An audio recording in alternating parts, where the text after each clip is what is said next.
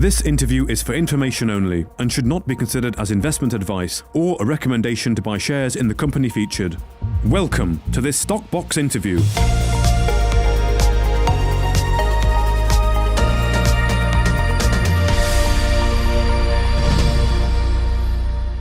Robbie McRae, the CEO of Caracal Gold, who will be listing on the main market of the London Stock Exchange very soon, joins me today.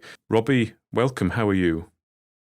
I'm very well, and you, Mark? Thank you. Very good. Thank you, Robbie. Thank you very much for your time. So you are going to be seeking a listing in July, so very soon. I wonder if you can start by giving us a high-level overview of the company and what it is you're all about. Caracal Gold, as the company will be renamed at the end of July, once we complete the RTO, is an East African-focused gold mining company and gold exploration company. The company's primary asset is the Kilimapesa gold mine, which we own 100%. It's a producing gold mine located in the Magori Greenstone Belt in Kenya, and the project consists of a mining license as well as a large exploration license. Okay, now you say it's already producing. That's quite significant. Can you give us an idea of what it's currently producing and plans to improve on that? Sure, Mark. Kilimapesa, a well-known asset. It was previously owned by Goldplat, who are also listed in the UK. Goldplat sunk significant capital into the operation and operated it for a period of over 10 years. But Goldplat's focus really was on their South African retreatment operations and their West African retreatment operations. And a decision was made by the board to divest from mining. Their divestment was our opportunity. So we've inherited over $20 million worth of investment. The mine consists of a 671,000 ounce JORC resource. It's got an underground mining operation and then a conventional crushing, milling, CIL processing plant, as well as elution, smelting, and all the infrastructure, camp, offices, tailings facility, power, water, you name it, it's all there. So we've acquired a fully operating, fully functional, well-developed mining operation. The operation was put on care and maintenance for a period of about 18 months. 9 months of that was because of COVID. We got onto the site in the middle of August and we restarted up the operations and we poured our first gold from the operations after we took them out of care and maintenance. After 6 weeks, we produced our first gold mine. We exported the first gold out of the mine for 18 months in September of 2020. Very pleased to say we've expanded the capacity of the plant since September of last year to currently by 4 times. The plant was processing 100 tonne a day when we took it over. We're currently averaging over 450 tonne a day. We had a record month of production going back to May. We produced just under 350 ounces for the month, and we're on target to do 450 ounces for the month of June. And that's ramping up nicely and fitting nicely into our plans when we post RTO of getting to steady state production of 1,000 ounces a month. Okay. Well, yes, it sounds certainly like it's well established. You can hit the ground running there. And you say there are plans to increase the monthly production fairly rapidly? Yes. We've invested significant money into the operation already. Sunk costs of our own money and some German investors who invested alongside us is over $1.8 million directly into Kenya, into the operation. Since September, we've also generated just over $3.2 million in revenue from the operation, and all of that revenue has been plowed back into the operation to lots of work done around restoring the plant and restoring the mine, because obviously it was on care and maintenance for 18 months. Lots of money put into spares, consumables, restocking the stores, etc., which is an ongoing thing. And then, lots of clever investment into clever projects to expand the production, increase the recoveries, increase the operating times and the availability of the plant, etc. So yeah, significant investment into that. And then again, lots of work around the planning and the strategy for taking the mine to go forward. 670,000 ounce resource justifies, quite a significant mine in the Kenyan system. A mine that should be producing well in excess of what we're producing at the moment. So yes, we've got some aggressive, well thought out, well planned expansion plans post RTO. Once we've got that capital. So was this a private company then that you're now seeking to list to enable to get the capital to really grow it? Yeah, so we did the deal through our private investment company, Mayflower Capital, and obviously the Mayflower Capital has raised funds and has invested funds into the operation. But now to give full justice to the asset, we believe we have to go to the public markets and send hence the RTO onto the main board of the London Exchange. Give us the exposure and give us access to the capital to build something serious in Kenya. Okay. And is the plans as well to increase the resource up to 2 million ounces plus? Yes, very much so, Mark. So very limited exploration was done by Goldplat. So there's significant upside which has been identified by them, but was never they never actually they identified it, but didn't complete the work. So in the main ore body, which is Kilimapesa Hill, that's where the 670,000 ounces is. Tremendous exploration potential. We've got a well thought out 10,000 meter drilling program, which will commence immediately post RTO. That program is dual. It's going to give us more confidence in the existing resource, convert what we need to do, some of the resources into reserves, so that our mining team are more confident, but also grow that resource in the hill. Okay. Then in the surrounding exploration permit, we've got 3 sources of data. We've got the old colonial data. There were quite a few old colonial mines which lie within our license area. We've got the work that was done by Goldplat. And then there's quite a bit of artisanal activity where the artisanals are mining 15, 20 gram a ton material, sort of 6 meters below surface. And they're a wonderful exploration tool for us. We've got a good working relationship with them. We're not thinking about it as greenfields exploration. We know where we've got to go and drill, and we've got all the historical data. And we've got a very well planned, thought out program. Immediately post RTO, we get the rigs on site, and we believe we'll start increasing the resource on site by, on average, 50,000 ounces a month.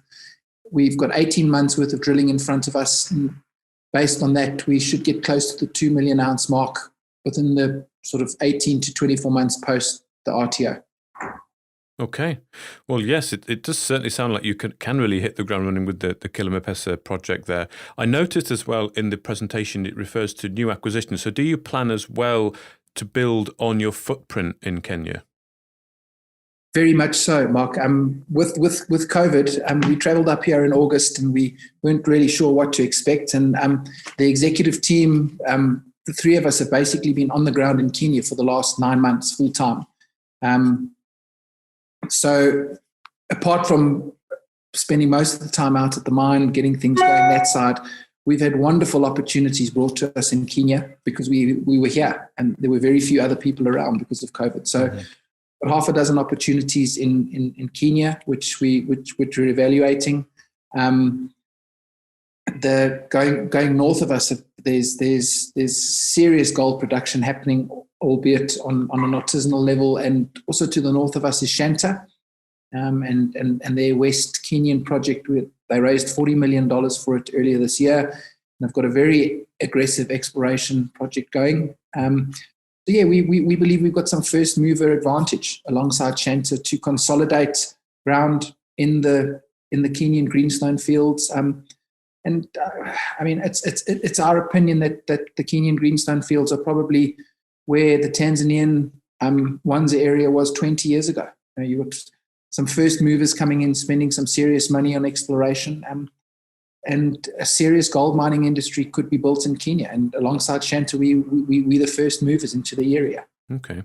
And then just talking about Kenya then, what is Kenya like as a place to operate and do business in And you have mentioned some other operators in the area. So can you give us an idea of what it is like to operate in the area? Sure. I mean, Kenya's had a mining industry that goes back, decades, but it's never been a major focus for the economy. They're they're the major industrial economy in East Africa, but I dare to say that their mining industry is in its infancy. The biggest mining company in country is Base Titanium, listed in Australia, and they've got a large titanium project on the coast. They're by far the biggest success story and the biggest mining company in the country. On the gold side, Shanta acquired the Barrick assets. It's their Kakamega or West Kenya project. They did a very good deal with Barrick, we believe, and went out and immediately raised $40 million. And I believe they've been drilling, flat out ever since. So, yeah, it's fledgling industry, but some serious money being invested from the guys in Australia into base metals, industrial metals, and now with Shanta in the gold. Okay, so when you list then, will you be revenue generating? Yes, absolutely. We're already revenue generating, and the listing and the access to capital, I mean, looking at the numbers is going to enable us to go from, we're currently sitting around 500 ounces a month, and the access to some of that capital is going to immediately allow us to implement the plan and take it up to around 1,000 ounces a month by the end of the year, and then probably 1,500 ounces a month during the first quarter of 2022. We're looking at all-in cash cost of between $900 and $1,000 an ounce at the moment. So yeah, we're making money. Okay. And can you give any idea of the valuation upon listing? Yeah, based on raising the minimum of the £2.5 million, which we're coming out for, we'll have a market cap when we relist of £13 million. It puts us a very low valuation compared to our peers, other African explorers, developers, and miners. We'd be sitting at about $27 an ounce. So if you take the number of ounces and you divide it by the market cap, we're at about $27 an ounce, which pure explorers currently trading anywhere from $50 an ounce up. Mm-hmm. Developers probably 80 to 100, and producers, north of $100 an ounce. So there's significant upside in our share price, we believe, as a producer and explorer. Okay, good. Okay, well, a final question then for you, Robbie. You are in the pre-IPO stage, and there is opportunity at this point in time for private investors to get involved. So I wonder if you could give some information, like a call to action, if people are interested in how they can participate in the pre-IPO. And also maybe, if you can, give 3 reasons as to why people should consider it. Okay, sure. I mean, the three reasons why people should consider it is we've been on the ground for 9 months. We've been producing gold for 8 of those months, and we've been profitably producing gold for that period. So any investment is coming into an operation where we've already got runs on the board, and the funds are going into further increasing that production, optimizing the production, and making the operation more profitable. So that would be the first reason, is you're coming into an established producing operation. The second reason would be just the completely untapped exploration potential that lies within our licenses. The gold is there. It's being produced by the artisanals on a daily basis. Goldplat, the limited exploration that they did, they went out, they targeted various areas and got some fantastic drill results. And the colonials and all the old colonial mines that lie within our license area, the old boys knew what they were doing. They mined some high grade, good material. So the gold is there. We've designed the exploration program. It's not greenfields exploration. We will get this thing to over 2 million ounces within the first 18 to 24 months with the exploration program that we've got planned. And then the third thing is the management team.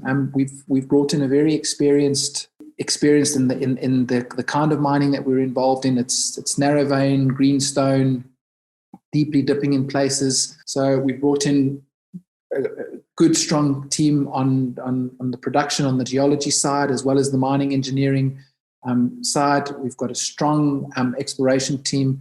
We've got a good, young, strong metallurgical team that we brought in as well. Even skills going down to bringing in very good guys to design and recapitalize and manage our laboratory. We brought this team out of Zimbabwe because greenstone mining, the guys have been very successful in Zimbabwe on operations similar to this for many years. So we're in production. We've got tremendous exploration potential, and we've got a very strong focused team which has demonstrated its capacity. And if investors would like to participate in the IPO, what's the best course of action for them? The best way is for them to contact Jason, our financial director, directly. They can get him on an email address, info@caracalgold.com. Okay, great. Well, Robbie McRae, the CEO of Caracal Gold, thank you very much for your time. Thank you, Mark. Thank you for your time. Thank you for listening to this Stockbox interview. For more information, interviews and videos, visit our website at stockboxmedia.com or give us a follow on Twitter by searching @StockboxMedia.